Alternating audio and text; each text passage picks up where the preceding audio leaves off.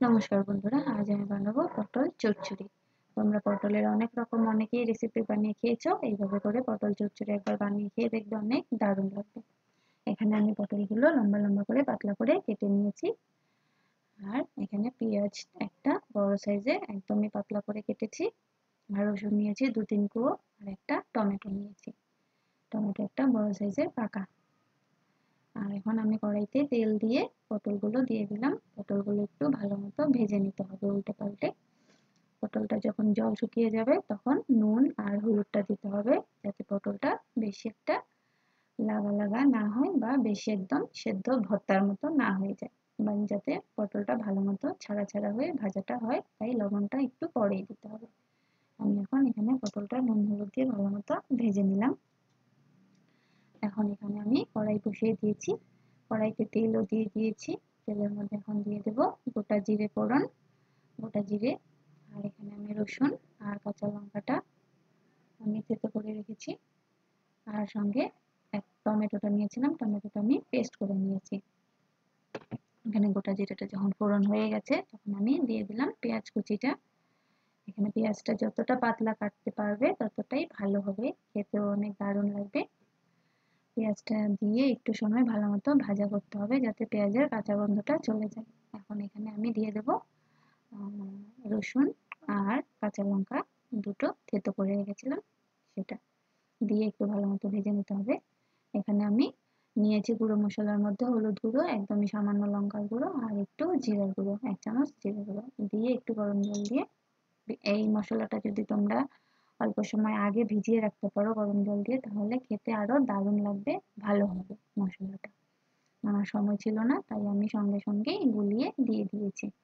দিয়ে একটু সামান্য পরিমাণ বাটিটা ধুয়ে জলও দিয়ে দিলাম, দিয়ে যাতে মশলাটা তাড়াতাড়ি মানে ভালো মতো কষানো হয়ে যায়। জলটা দিলে একটু ভালো মতো কষানো হবে, কোনো রকম কাঁচা গন্ধ থাকবে না।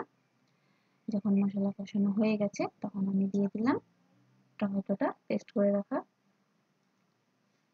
রাখা টমেটোটা দিয়ে একটু সময় ভালো মতো ভাজা করতে হবে, মশলাটা যাতে ভালো মতো কষিয়ে যায় আর কোনো রকম কাঁচা গন্ধ না থাকে। আর তার জন্য আমি দিয়ে দিলাম একটু সামান্য পরিমাণ নুন, দিয়ে এখন মশলাটা কষিয়ে নেব। আর এখন দিয়ে দেব পটলটা, ভেজে রাখা পটলটা। তোমরা তো অনেকেই অনেকভাবে পটলের রেসিপি বানিয়ে খেয়েছো, একবার এইভাবে পটল চচ্চড়ি বানিয়ে খেয়ে দেখবে, অনেক দারুণ লাগবে তোমাদের। আর আমার রেসিপি যদি ভালো লাগে তাহলে লাইক শেয়ার কমেন্ট করে আমার চ্যানেলটাকে প্লিজ সাবস্ক্রাইব করে দিও। একটু সামান্য পরিমাণ জল দিয়ে আমি মশলাটা ভালো মতো কষিয়ে নিয়েছি, একটু সময় ঢেকে ঢেকে মশলাটা কষাতে হবে। এখন আমি মশলাটা যখন কষানো হয়ে গেছে সামান্য পরিমাণ জল দিয়ে দিলাম। এখানে বেশি একটা জল দেওয়া যাবে না, কারণ এটা পটল চচ্চড়ি। যখন পটল থেকে চটচট শব্দ হবে তখনই হয়ে যাবে পটলের চচ্চড়ি।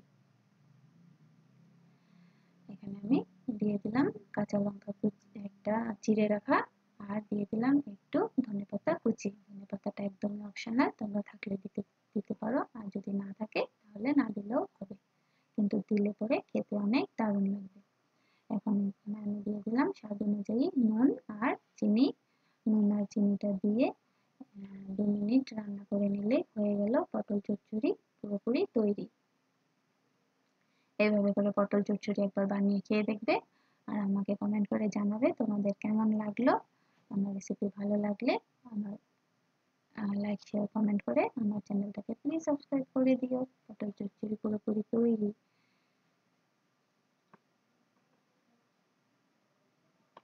নমস্কার বন্ধুরা, টাটা আজকের জন্য।